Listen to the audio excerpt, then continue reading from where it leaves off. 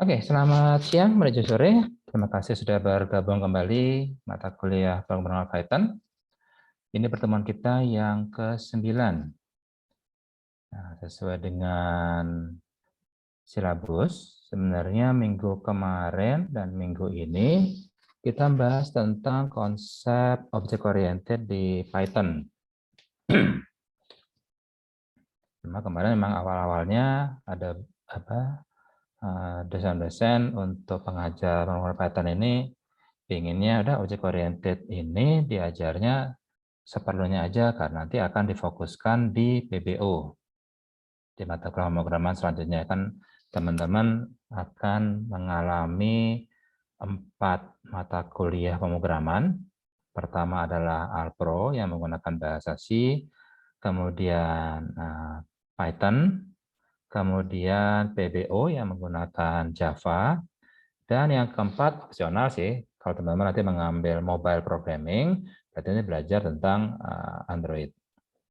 Nah, ini ada 4 mata kuliah pemrograman yang ada di kurikulum kita. Nah, untuk yang Python sendiri, sebenarnya kita tidak banyak membahas tentang object oriented, karena memang Python digunakan hanya untuk mempermudah suatu pemrosesan data. Dan pada pemrosesan data, kita biasanya tidak terlalu memikirkan tentang objek. Kita hanya memikirkan untuk mengolah data ini, kita harus melakukan stepping-nya seperti apa. Cuma memang di Python, dia menyediakan object oriented. Nah, ini akan kita bahas di pertemuan ini. Sebenarnya dari pertemuan minggu lalu, cuma pertemuan minggu lalu kan kita bahas tentang, kita mengundang dosen tamu dari luar, yaitu Pak Suryo, yang membahas tentang Google Bangkit. Nah, dan penjelasan Pak Surya minggu lalu, hari Sabtu kemarin, itu cukup menginspirasi teman-teman untuk ya mencoba untuk mempersiapkan diri di dunia kerja. Soalnya kalau teman-teman nanti hanya kuliah, dapat nilai bagus, lulus, nah biasanya yang seperti itu akan ada kendala pada saat ingin mencari kerja karena hanya mengandalkan ijazah saja. Nah, sebaiknya teman-teman itu dari zaman kuliah ini itu sudah mulai mengumpulkan sertifikat, baik sertifikat dari Python atau yang lainnya. Tentunya yang kalau bisa sertifikatnya adalah sertifikat profesional, bukan sertifikat kehadiran atau sertifikat of attendance. Soalnya kalau attendance itu kan ya datang, dengerin, terus paling ngerjain beberapa tugas sederhana, sudah dapat sertifikat. Nah, tapi kalau sertifikat profesional itu ada ujiannya sendiri.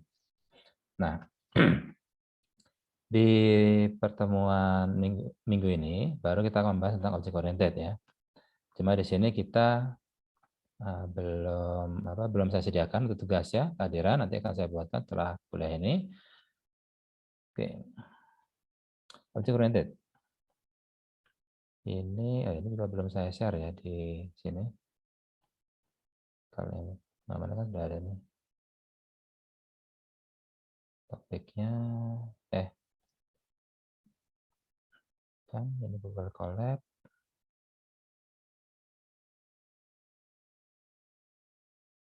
Ini juga Google Colab. Untuk materi sendiri sebenarnya oke. Nanti saya share aja ya. Sepertinya saya kelupaan.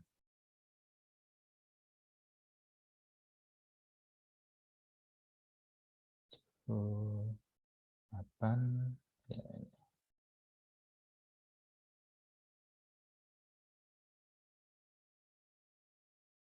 Oke,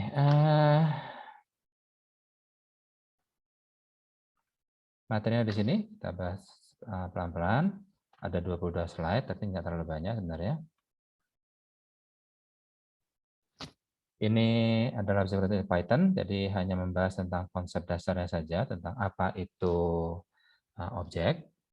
Jadi yang kita bahas di sini hanya sebatas apa bedanya object oriented approach dengan procedural approach.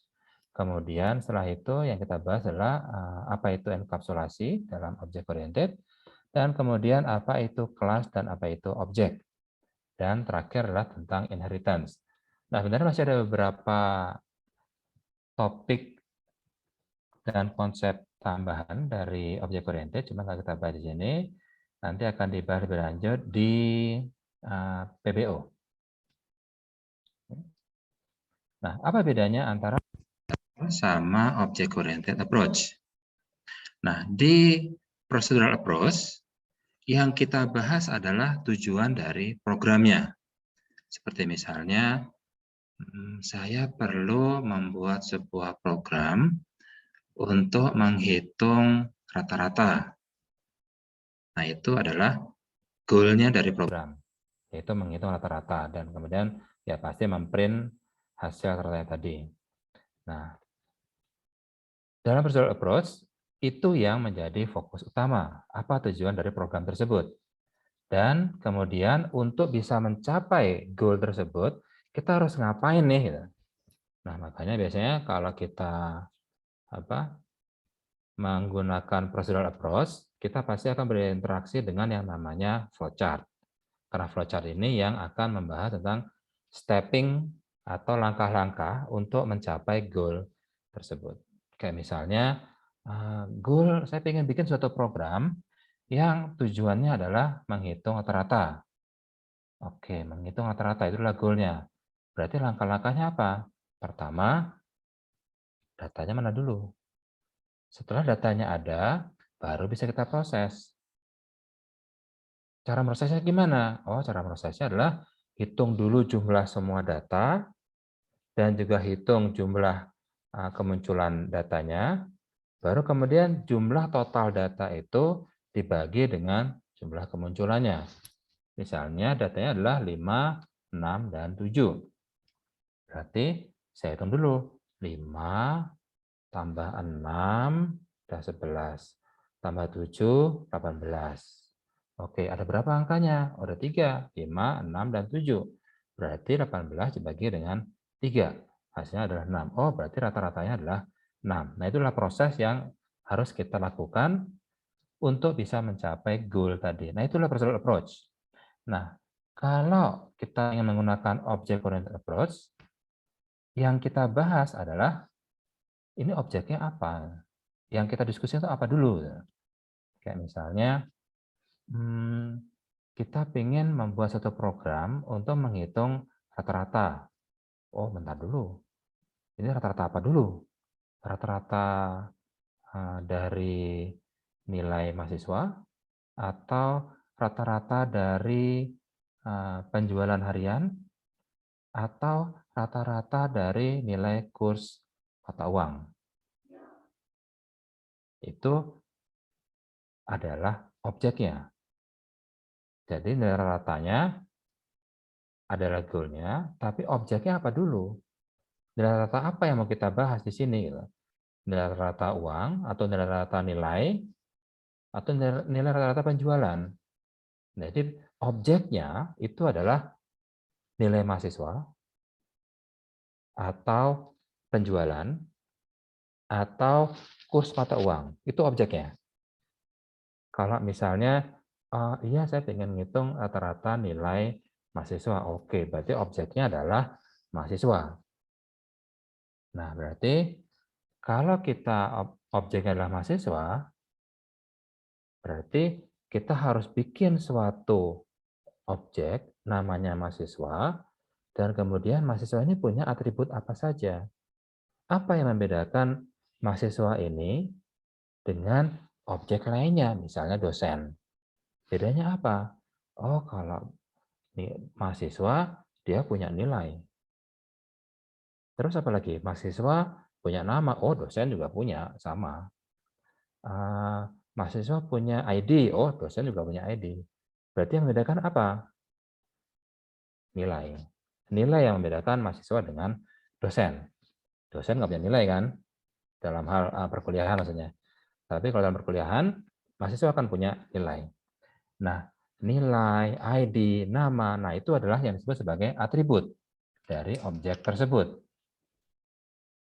Jadi, kalau kita bandingkan antara prosedural sama object oriented, Maka kalau di prosedural adalah kita fokus ke pekerjaannya. Kita fokus ke pekerjaan ini. Gimana caranya agar kita bisa mencapai tujuan? Gimana caranya biar pekerjaannya selesai ya? To make the job done. Tapi kalau object-oriented approach, kita nggak akan bahas langsung ke goal-nya, tapi itu tunggu dulu. Sebelum sampai ke goal, misalnya tadi ngitung rata, kita bahas dulu objeknya apa dulu nih, objek of discussion-nya apa. Kayak misalnya, objek discussion-nya adalah mahasiswa. Kehidupan di kampus nih ada mahasiswa, ada dosen, ada staff, dan lainnya. Berarti object-oriented approach fokusnya adalah data. Gimana cara kita membuat suatu representasi, yaitu objek, yang mirip seperti dunia nyatanya, real world-nya. Jadi antara procedural approach dengan object-oriented approach, dia bukan dua buah approach yang berbeda 180 derajat seperti ini, tapi dia hanya beda persepsi saja. Nanti di object-oriented approach, tetap setelah objek yang kita define, baru kita bahas objek ini mau diapain nih. Oh, saya mau menghitung nilai rata-ratanya. Gitu. Nah, itu baru masuk ke procedural approach. Jadi sebenarnya object-oriented approach itu kita cuma mulai dari objeknya dulu, baru setelah itu kita udah bikin nih objek ini, mau diapain nih? Oh, saya pengen ngitung nilai rata-rata mahasiswanya.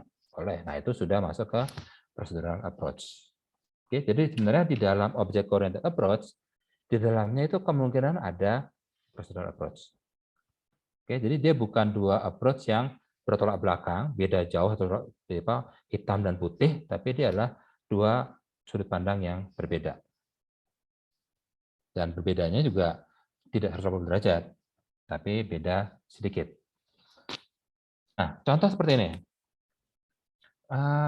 Saya ingin menghitung nilai rata dari beberapa angka. Jadi saya punya berapa nilai nih? Ada nilai 1, 9, 100, minus 30, 22, kemudian minus 10. Saya ingin hitung rata-ratanya.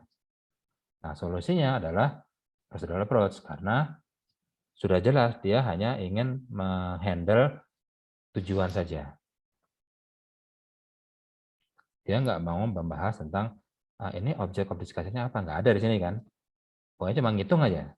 Itu procedural approach. Kemudian contoh kedua, saya ingin membuat suatu aplikasi akademik untuk sekolah. Nah, kalau mau bikin aplikasi akademik, itu bukan goal dari programnya kan, tapi saya membuat sebuah konsep. Berarti saya akan membutuhkan ini adalah aplikasi akademik untuk sekolah.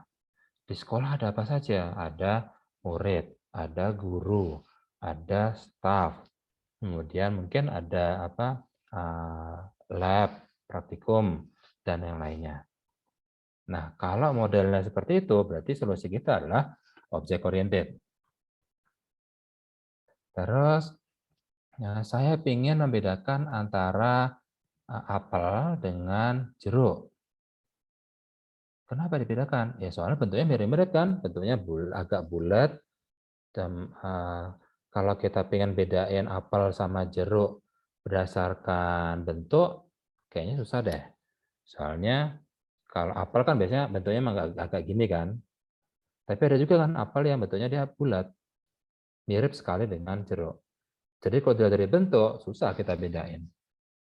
Apalagi, oh warna. Kalau apel kan merah, jeruk oranye. Iya juga, tapi tidak mesti kan. Apel kan juga ada yang warnanya hijau kemasan, bahkan cenderung ke kuning. Dan jeruk pun juga ada yang warnanya hijau. Mirip seperti apel. Kayak apel Granny Smith kan warnanya hijau tuh. Nah, jeruk juga ada yang warnanya hijau kan. Nah, jadi bentuk susah bedainnya. Karena ada beberapa kasus dia tuh sama. Warna juga agak susah. Nanti ada beberapa kasus dia mirip. Terus apalagi? Oh, rasa. Kalau ada rasa, sudah tidak bisa berdusta kan. Kalau jeruk pasti rasanya adalah kecut. Tapi kalau apel rasanya dia cenderung ke manis. nggak mungkin tukar udah rasa. Nah, apa yang ingin kita gunakan untuk membedakan apel dengan jeruk tadi itu disebut sebagai atribut. Makanya di sini kita menggunakan object oriented untuk bisa membedakan apel. Apel itu atributnya adalah warna seperti ini, bentuknya seperti ini, rasanya seperti ini. Kemudian kulitnya seperti ini, ada yang halus, mengkilap, seperti itu. Kalau jeruk, dia objek sendiri, dia warnanya seperti ini, permukaan kulitnya seperti ini, rasanya seperti dan seterusnya. Nah, itu adalah objek. Kemudian saya contoh kemarin adalah saya ingin menghitung panjang dari garis miring dari suatu segitiga siku-siku, right triangle. Nah, kalau cuma ngitung seperti itu, berarti saya cuma perlu alas, tingginya berapa, dan itu udah pasti siku-siku harus ya. Nah, baru saya nanti bisa ngitung ini panjang sisi miringnya, slope-nya. Nah, itu menggunakan procedural approach karena sudah kita cuma pengen ngitung panjang slope-nya saja. Oke, kemudian dari beberapa example ini teman-teman bisa membedakan kapan menggunakan prosedural, kapan menggunakan object oriented approach. Nah, topik berikutnya adalah tentang enkapsulasi.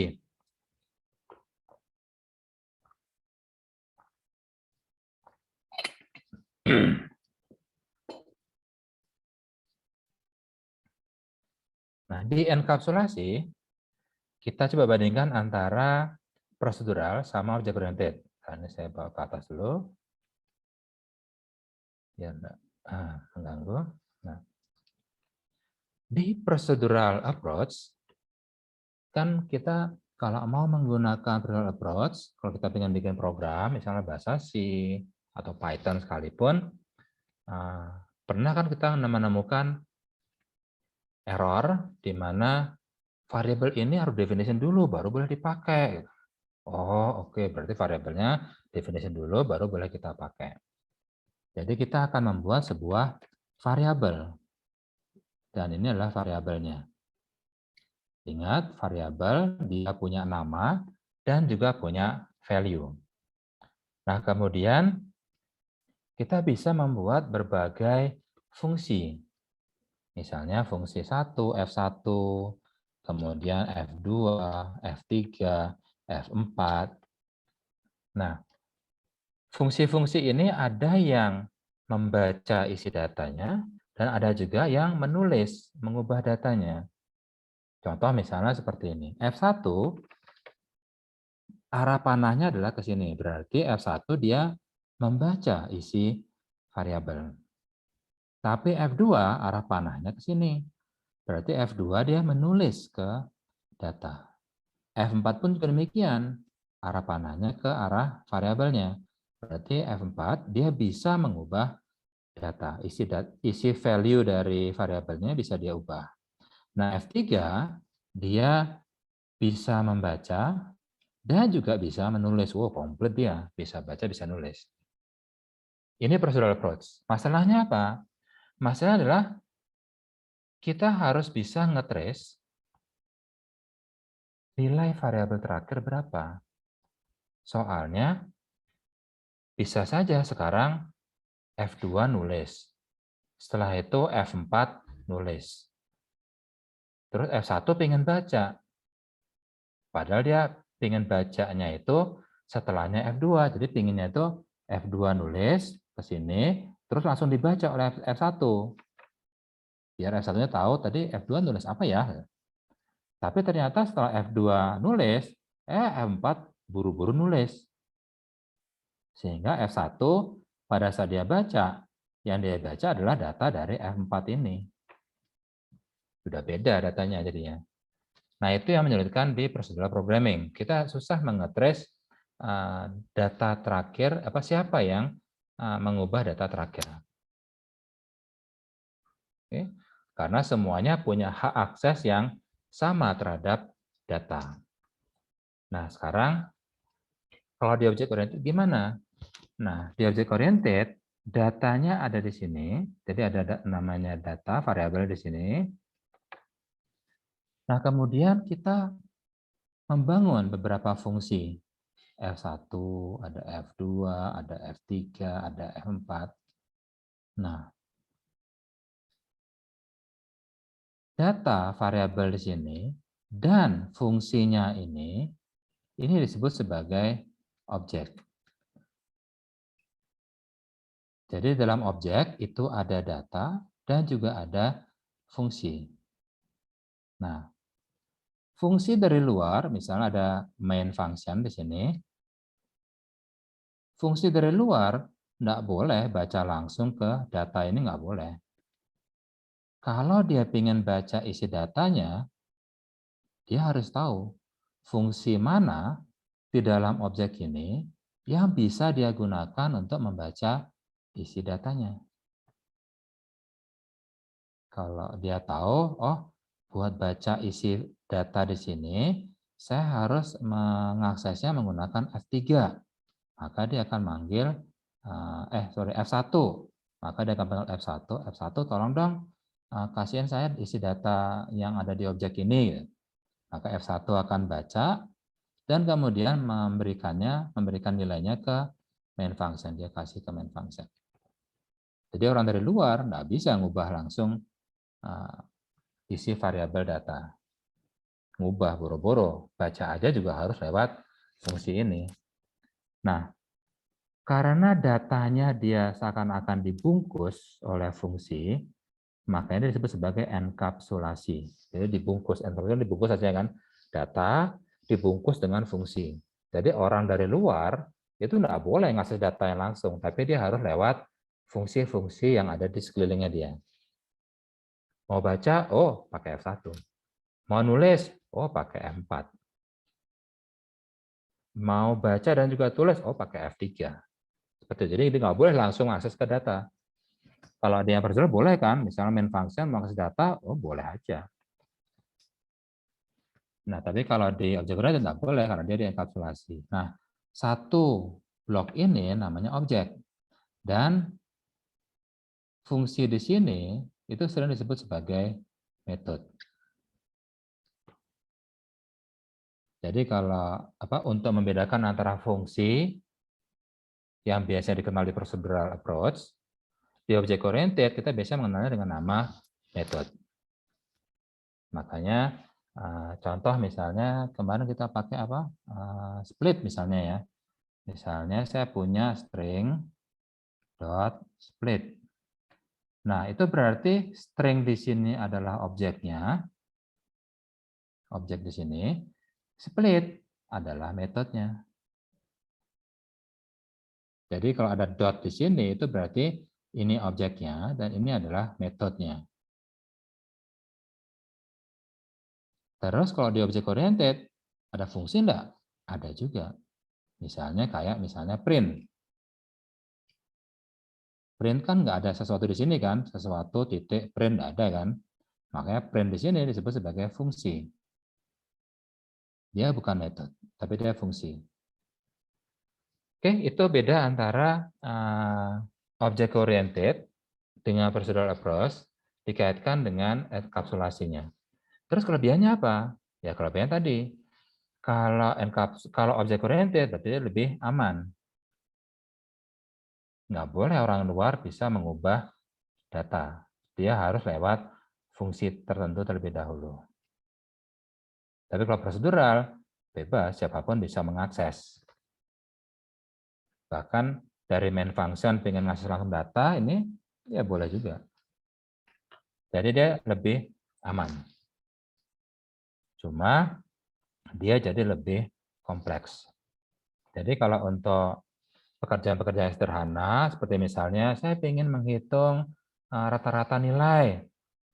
Ya bisa sih pakai objek oriented, cuma ya jadi ribet banget. Kita tidak perlu sekompleks itu, cukup menggunakan procedural approach. Itu cuma ngitung aja kan. Oke. Itu tentang enkapsulasi.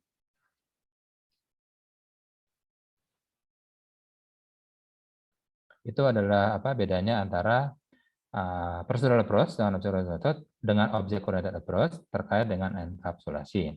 Masing-masing punya kelebihan dan juga punya kekurangan. Jadi kalau procedural approach, kekurangannya adalah keamanan data. Kita susah mengetrace siapa yang mengubah terakhir.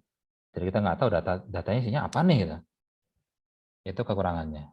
Tapi kelebihannya dia jadi lebih sederhana sebenarnya. Jadi untuk pekerjaan yang sederhana, datanya sedikit, dia akan jadi lebih cepat untuk dikembangkan. Sementara kalau yang object oriented, keuntungannya adalah keamanan data. Tapi kekurangannya, dia jadi jauh lebih kompleks. Oke. Nah, object oriented ini sangat bagus digunakan kalau misalnya teman-teman bekerja dalam bentuk tim. Jadi misalnya tadi kita ingin membangun suatu aplikasi akademik di sekolah. Oke, berarti ada objeknya apa aja nih? Objeknya ada murid, ada objeknya guru, ada petugas kebersihan, terus ada tukang parkir misalnya, terus ada kepala sekolah, ada penjaga lab, ada ibu kantin, dan lainnya. Nah, masing-masing itu adalah objek sendiri-sendiri yang bisa kita assign. Raisa, kamu yang tanggung jawab untuk bikin objek murid ya. Nanti kamu bikin objeknya seperti apa, nanti kasih tahu ke kami. Metodenya apa saja yang bisa kita gunakan untuk mengakses objek kamu ini, datanya kamu itu apa aja itu bisa kita akses dengan menggunakan metode apa saja. Jadi kamu yang define. Nanti kamu bilang, kalau mau mengambil mahasiswa, misalnya pengen nyari nama mahasiswa ini, apa ya? Siapa ya? Saya sudah bikin metodenya. Misalnya, saya sudah bikin objeknya adalah murid. Nanti kalau kamu mau mencari nama, nanti pakai metodenya adalah cari nama ya. Nanti si Raisa yang bikin. Tapi untuk bisa mencari nama, kamu harus ngirim argumen atau parameter, yaitu menggunakan student ID. Nanti saya cariin datanya, data saya, nanti saya kembaliin namanya siapa. Terus kalau misalnya mau ngubah nama gimana nih? Ada yang salah nulis nama nih. Harusnya M-nya double tapi M-nya di database cuma ada satu di objeknya gitu. Mau diubah nih. Oh, oke, saya bikin dulu sebentar, bikinin metodenya. Oke, udah selesai. Nanti pakai metodenya adalah ubah nama ya. Terus kirim student ID-nya dan nama yang benar. Seperti ini. Jadi nanti si Raisa ini yang bertanggung jawab terhadap objek murid. Nggak ada yang boleh mendikte dia. Tolong dong nanti kalau cari nama nggak usah student ID, tapi saya ngirimnya pakai ini aja, pakai nama panggilan misalnya seperti itu. Raisa bilang, nggak bisa, nama panggilan bisa banyak banget nanti. Student ID aja, unik dia, seperti itu. Oke, itu kelebihan dari menggunakan object oriented, yaitu kita bisa splitting pekerjaan. Raisa, kamu tanggung jawab murid, kemudian siapa lagi? Desi, kamu tanggung jawab terhadap objek guru dan lainnya. Oke, itu tentang enkapsulasi. Jadi secara kesimpulan di procedural programming approach, semua fungsi itu bisa mengakses data atau variabelnya, sehingga siapapun itu bisa mengubah nilainya tanpa harus memberitahu kepada fungsi lainnya. Jadi kelemahannya adalah data integrity. Tapi kalau di object oriented, kita bisa mengenkapsulasi datanya dengan fungsi yang disebut sebagai metode. Jadi nanti ada metode untuk baca data, ada metode untuk update, ada metode untuk nambah data, ada metode untuk menghapus data. Makanya di sini ada istilahnya CRUD. Create, ini C itu create, R-nya read, U-nya update, D-nya delete. Jadi kita bisa mendefinisikan, oke, kalau misalnya mau baca, itu read ya. Kalau read pakai metode ini. Kalau create pakai metode yang ini. Beda metodenya seperti itu. Oke. Nah, itu tentang enkapsulasi. Nah, sekarang apa hubungannya kelas dengan objek? Nah, kalau kita menggunakan referensi misalnya Animal Kingdom. Nah, di Animal Kingdom ini saya masih menggunakan klasifikasi tradisional yang masih dulu saya pelajari. Sekarang kayaknya udah banyak berubah. Nah, kita punya Kingdom Animalia. Nah, Kingdom Animalia ini kita klasifikasikan. Kita punya subfilum ada vertebrata dan juga ada invertebrata, ada avertebrata. Nah, yang vertebrata dibagi menjadi 5 kelas. Pisces, aves, reptil, amfibia, dan mamalia. Terus misalnya yang aves sendiri itu dibagi menjadi beberapa subkelas. Di sini saya tuliskan 2 saja, yaitu Paleognathae dan Galoanserae. Ada 2. Ada banyak sih, sebenarnya banyak banget malah. Nah, kemudian ini adalah pemodelan datanya. Data model. Di mana semakin ke atas, dia semakin bersifat umum. Semakin ke bawah, dia semakin spesifik. Jadi semakin kita bisa bedakan perbedaan-perbedaannya. Nah, kemudian dari data klasifikasi ini, kita punya contoh. Misalnya, yang Paleognathae ini contohnya adalah ostrich. Dan yang Galoanserae ini contohnya adalah ayam. Inilah example-nya. Dan ini ada di real world, dunia nyata. Jadi sudah bukan lagi membahas tentang data model, tapi sudah bahas tentang real world. Oke. Nah, yang di atas ini yang kita sebut sebagai kelas.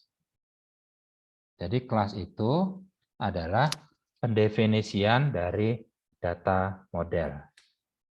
Kemudian dari data model tersebut, kita bisa bikin contoh.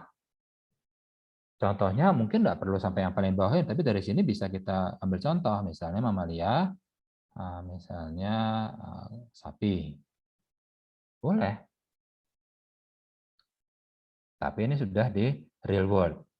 Sudah keluar dari data model. Nah, ini yang disebut sebagai kelas di atas ini. Dan contohnya di sini, ini yang disebut sebagai objek. Nah, pada saat kita mendefine objek, kita harus ngasih tahu sapi dia adalah termasuk kelas apa? Oh, kelasnya adalah mamalia. Maka semua atribut yang ada di mamalia ini ada juga di objeknya. Dan atributnya harus dikasih nilai. Kalau di kelasnya, dia hanya bilang mamalia itu atributnya adalah misalnya gigi, terus makanan, terus kembang biaknya seperti apa, terus warna dan jenis kulit. Nah, itu yang kita definisikan di kelasnya. Mamalia, dia punya atribut giginya, punya atribut makanannya, kemudian punya atribut kembang biak, punya atribut warna, dan juga punya atribut jenis kulit. Nanti amfibia mungkin beda lagi atributnya. Nah, pada saat kelas ini kita buatkan objeknya, kita buatkan contohnya, maka kita harus kasih nilai ke setiap atribut tadi. Oke, sapi giginya, dia adalah giginya apa sih? Gigi kunyah, kalau kita gigi geraham ya, kayak gigi geraham berarti istilahnya. Misalnya gini, saya juga nggak tahu. Giginya geraham. Terus makanannya apa? Makanannya adalah rumput. Terus kembang biaknya gimana? Beranak. Warna itu gimana? Nah, semua atribut itu dikasih value. Itu terjadi di objeknya. Tapi di kelas, dia hanya mendefinisikan atributnya apa saja. Nah, contoh misalnya tadi yang cow ya, sekarang ostrich sama chicken. Aves itu atributnya apa ya? Misalnya apa? Dia kan juga tetrapoda kan, maksudnya ada 4 ini, 4 apa? Kalau kita kan ada 2 tangan 2 kaki, dia juga 2 tetrapoda, tapi yang atas ini dia jadi sayap. Tetrapoda, terus bulu, terus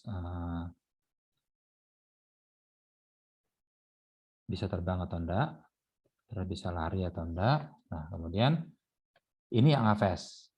Pada saat dia diturunkan jadi subkelasnya, atribut-atribut ini nempel juga ke bawah.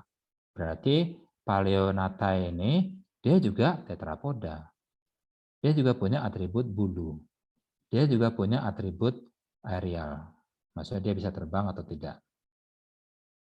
Cuma nanti harus ada tambahannya untuk bisa membedakan mana yang Paleonatae dan mana yang Galoanserae. Jadi ada atribut tambahan untuk bisa membedakan antara yang kiri sama yang kanan. Contoh misalnya apa ya bedanya? Misalnya ukuran telur. Jadi di sini kita tambahin ukuran telur. Nah, begitu kita create objeknya berdasarkan kelas ini, maka chicken dia punya atribut tetrapoda, punya atribut bulu.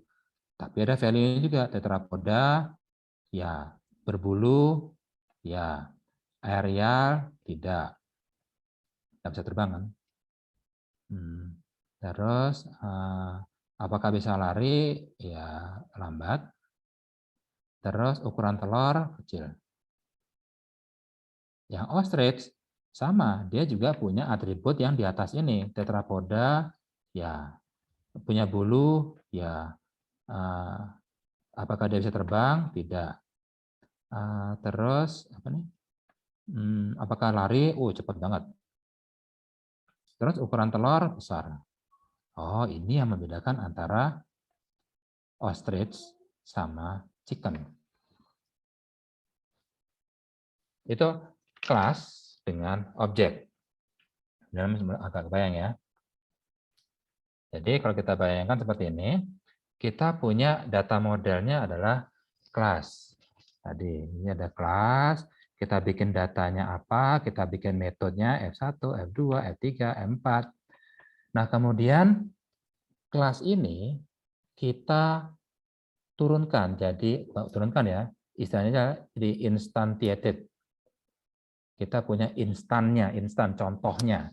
Contohnya itu adalah objek. Contoh tadi seperti misalnya di sini tadi yang Gnateo itu, ini adalah ostrich. Nah, proses mengubah atau menurunkan dari kelas menjadi objek itu disebut sebagai instantiated. Oke, contoh lainnya misalnya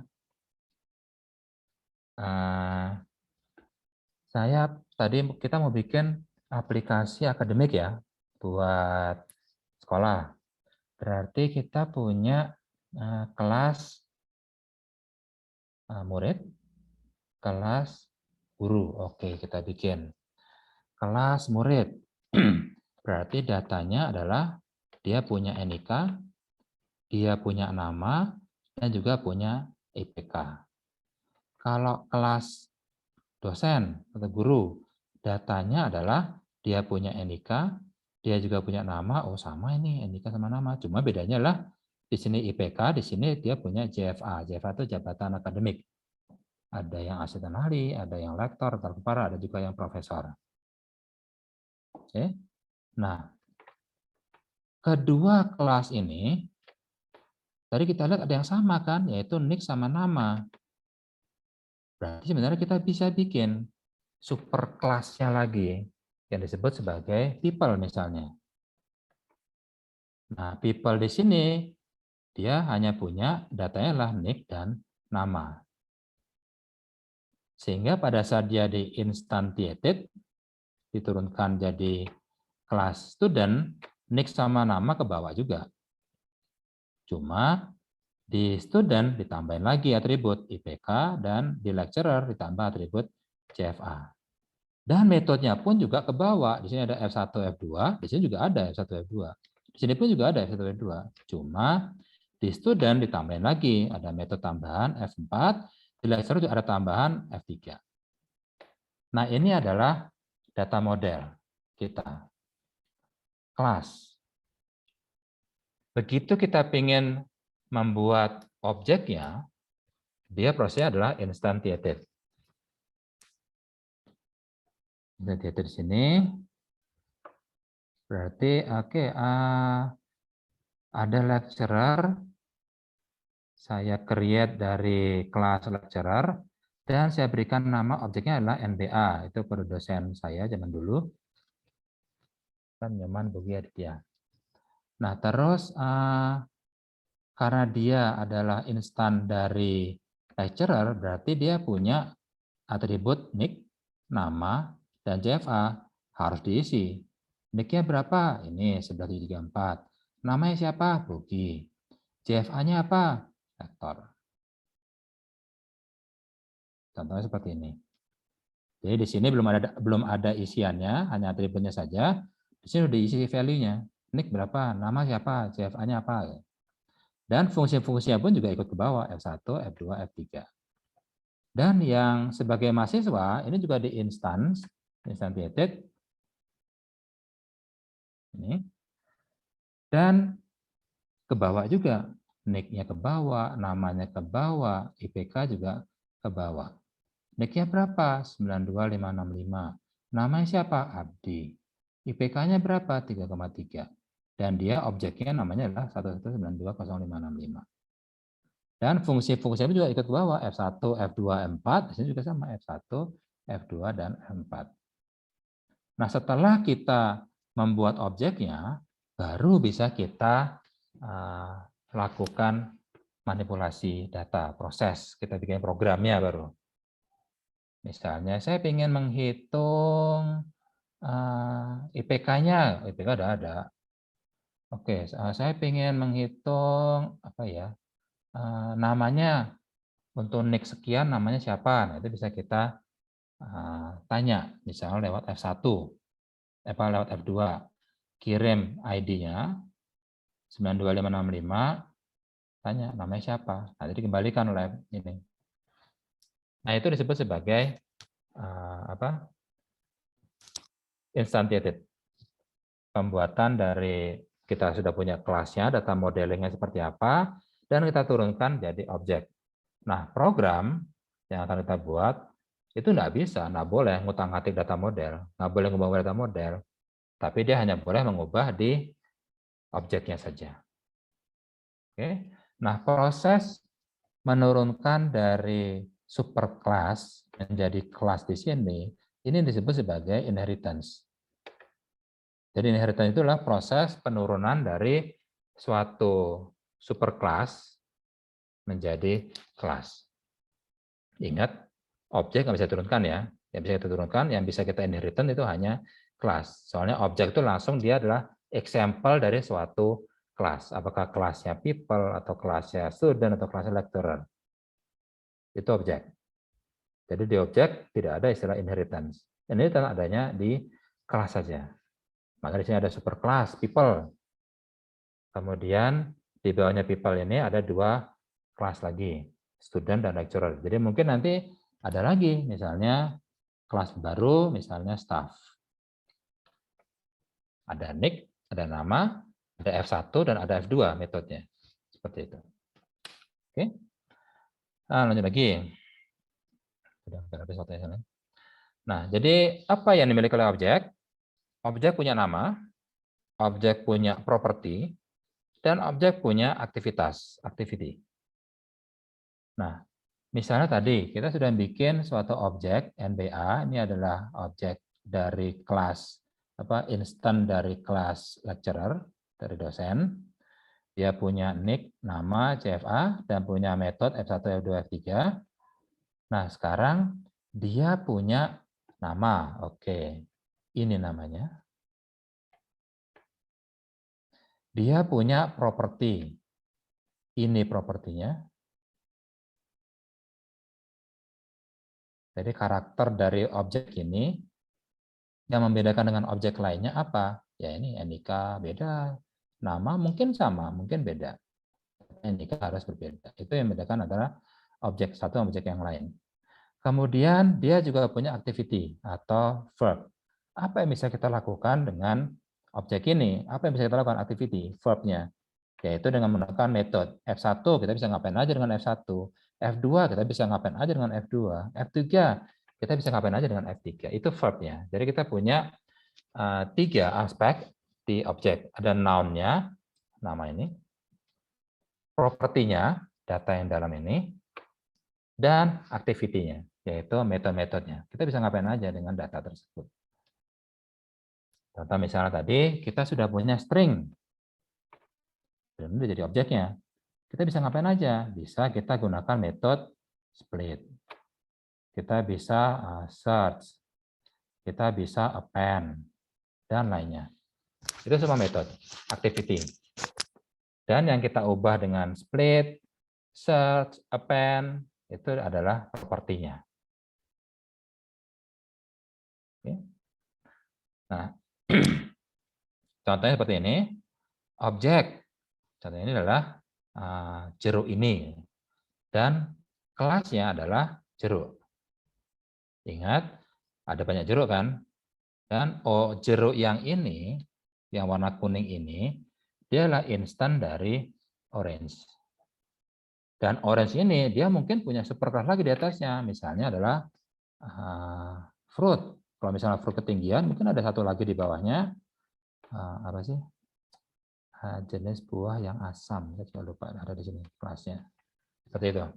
Nah, propertinya apa yang membedakan antara lemon ini dengan jeruk lainnya? Ukurannya beda. Bentuknya juga beda. Ini ada lonjong-lonjongnya kan di ujung-ujungnya. Kemudian warnanya juga lumayan beda. Rasanya juga beda. Wanginya juga berbeda antara lemon sama jeruk yang lainnya. Oke. Hanya pakai contoh. Nah, sekarang adalah activity. Kita coba saja.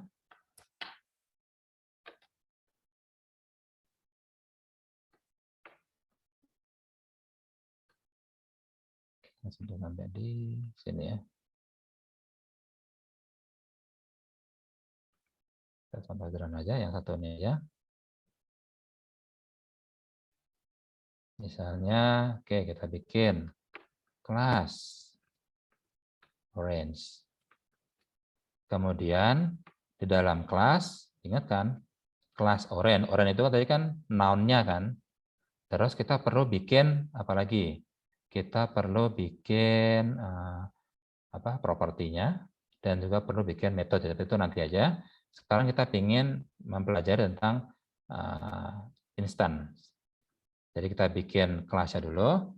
Di sini kita buat suatu fungsi init self,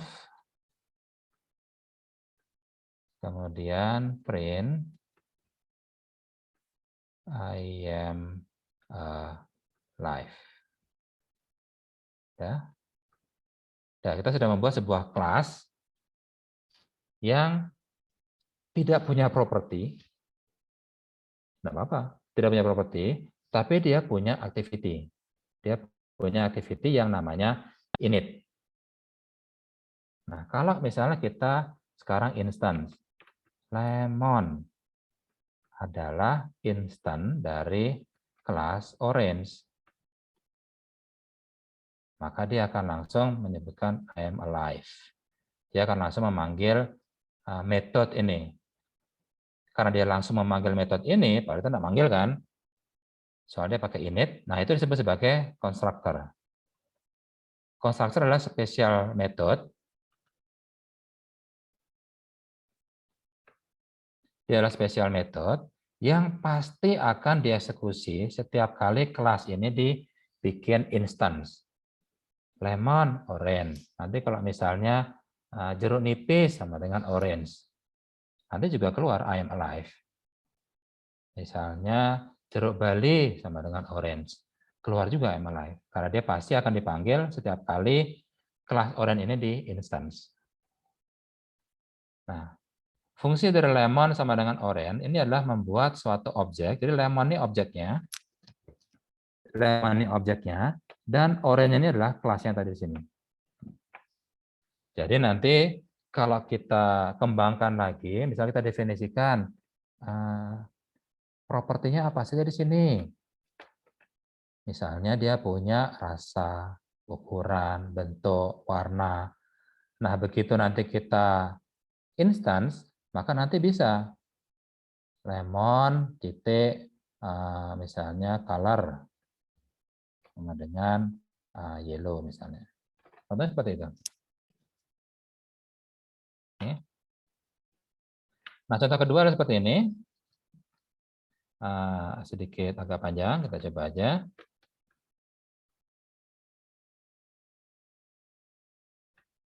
Kelas student. Kemudian kita buat konstruktor dulu biar tahu bahwa dia dipanggil. Enggak, tapi kalau mau dibikin juga nggak apa-apa sih. Self, ID, kemudian name, dan IPK. Ya, self.id sama dengan ID. Self.name adalah nama. Self.ipk sama dengan IPK. Fungsinya apa? Fungsinya nanti pada saat saya meng-create objek sebagai instant dari student, kan ini langsung dipanggil kan constructor-nya ini, special method constructor ini, dan kita akan langsung mengirimkan ini ID-nya ya, student ID-nya apa, namanya siapa, IPK-nya berapa. Dan langsung di-assign untuk objek tersebut, self, objek itu sendiri, ID berapa, name-nya siapa, IPK-nya berapa. Oke. Nah, sekarang kita bikin activity lainnya atau verb atau method, misalnya read name self. Dan tolong dong, tadi kan cuma pengen baca kan, ya udah print aja self.name. Kemudian kita bikin lagi define set sekarang untuk mengubah namanya self, tapi kita perlu tambahan atribut lagi yaitu new name-nya siapa. Kita nggak bisa ngubah tapi mau dibaca jadi apa ini? Maka self name sama dengan new name. Oke, udah. Nah, sekarang saya coba panggil atau kita instant.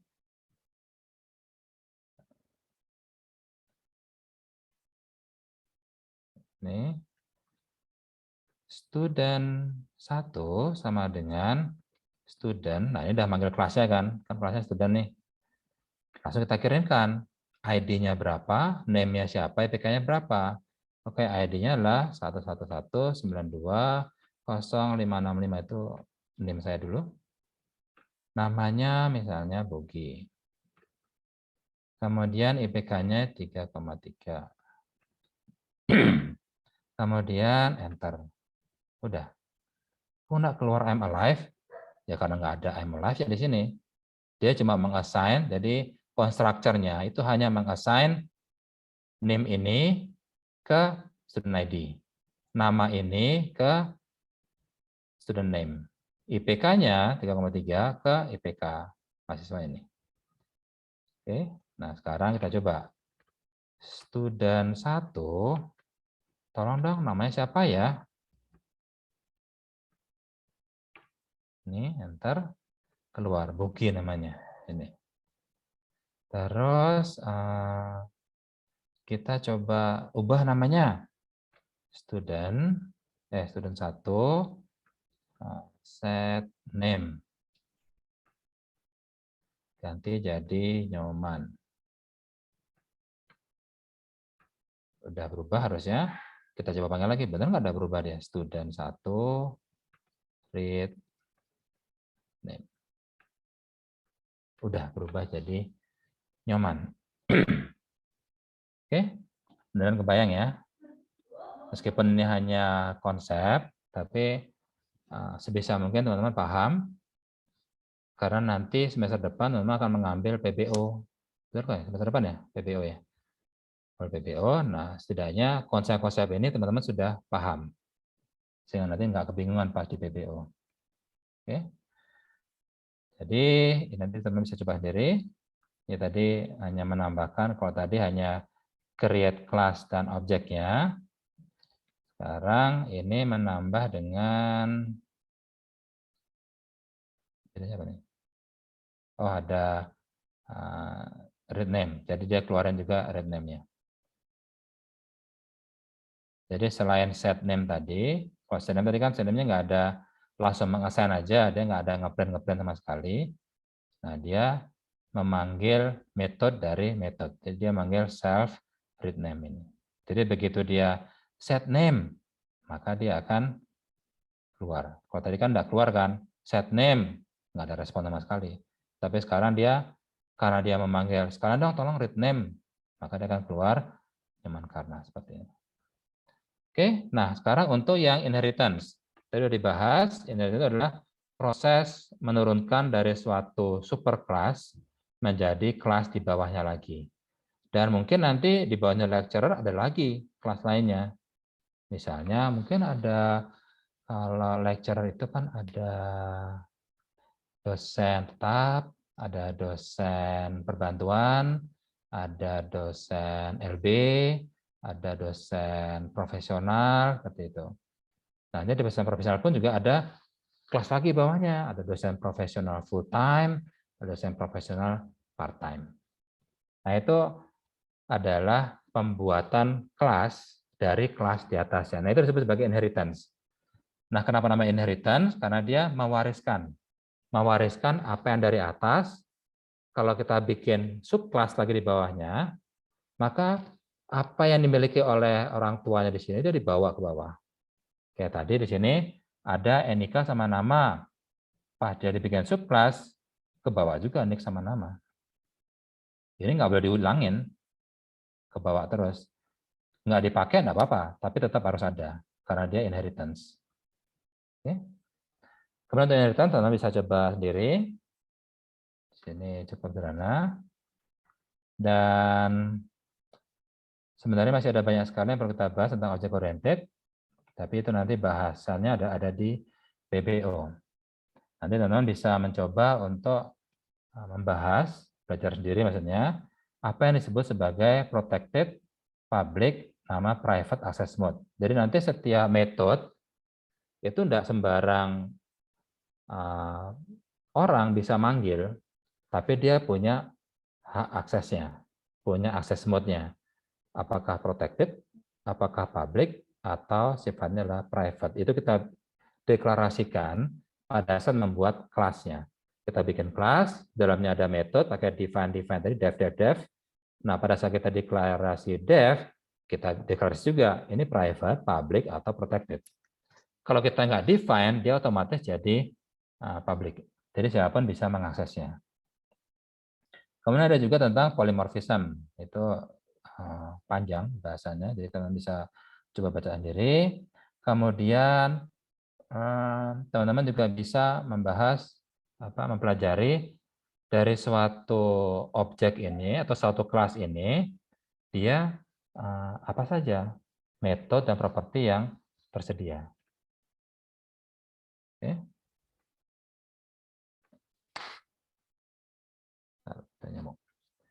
Nah, jadi teman-teman nanti bisa mencoba sendiri. Nanti saya share dokumen ini, teman-teman buka sendiri. Dan nanti teman-teman juga bisa mengerjakan tugas yang ada di LMS. Ya. Cuma belum saya create. Oke, ada pertanyaan sampai sini? Jadi teman-teman yang perlu dipahami untuk object oriented itu adalah untuk basic object oriented, teman-teman harus bisa paham antara tadi di sini kapan menggunakan prosedural dan kapan menggunakan object oriented.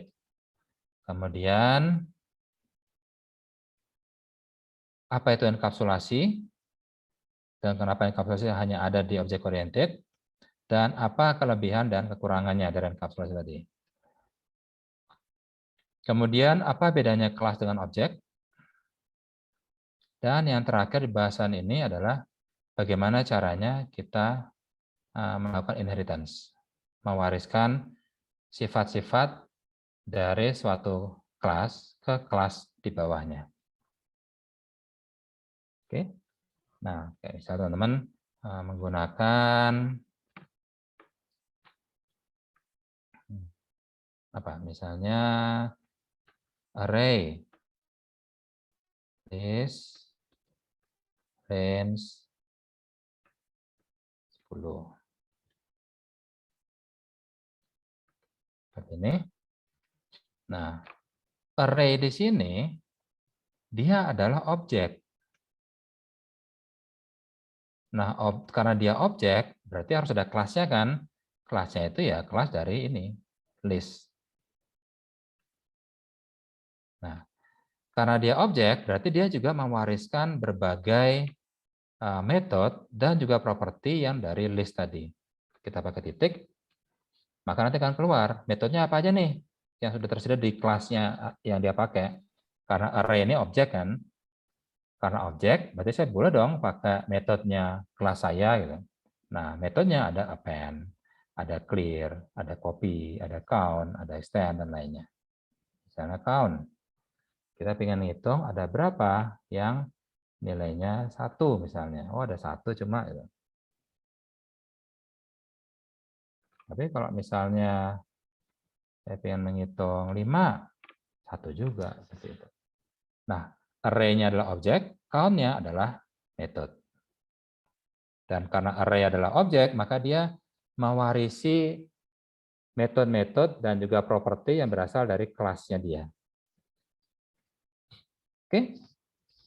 Baik, itu aja untuk hari ini. Kalau misalnya nanti ada pertanyaan, silakan untuk diajukan di kelas. Nanti saya buatkan untuk tugas terang di LMS sebagai kehadiran dan juga di Google Colab. Oke, terima kasih dan selamat sore semuanya. Terima kasih Bapak. Terima kasih Selamat Pak. sore Pak. Terima kasih Pak.